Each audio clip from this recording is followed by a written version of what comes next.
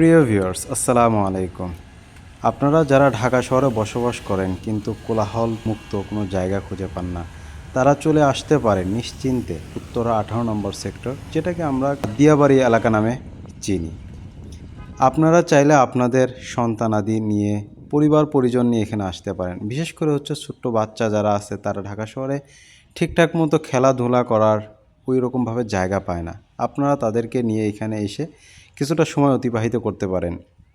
এখানে বাচ্চাদের জন্য খেলনার ব্যবস্থা আছে। বিভিন্ন খেলনা যেরকম 50 টাকা, এক একটার এক এক রেট। 50 টাকা আছে, কিছুটা একটু কম বেশিও আছে। আপনারা চাইলে এগুলোতে তাদের কিছুটা সময় বিনোদন দিতে পারেন। মানসিক বিকাশ ঘটানোর জন্য কিছুটা সময় তাদের জন্য আপনারা উপহার দিতে পারেন। এছাড়াও আপনারা আপনাদের যে প্রিয়জন তাদের সঙ্গে এইখানে নিয়ে আসতে পারেন। আমরা এখন চলে আসলাম মেট্রো স্টেশন। উত্তরাতে যে মেট্রো স্টেশনটা আছে এখান থেকেই আমরা যাব ষোলোহাটি ব্রিজ এলাকায়। তার আগেই আমরা রাস্তার দুধারে এত সুন্দর মনোমুগ্ধকর নার্সারি দেখতে পেলাম, যা আসলেই চমৎকার। এখানে দেশি বিদেশি নানা রঙের নানা বাহারি রকম গাছ পাওয়া যায়। আপনারা যারা গাছপ্রেমী আছেন তারা এখান থেকে গাছ নিতে পারেন এবং গাছের যে পরিচর্যার জন্য যে সকল জিনিসপত্র সেগুলোও আপনারা নিতে পারেন এখান থেকে। এই জায়গাটা আসলেই চমৎকার সুন্দর, চমৎকার। এখানে না আসলে আমি আসলেই বুঝতেই পারতাম না যে এখানকার পরিবেশ প্রকৃতি এতটা সুন্দর, নিরিবিলি।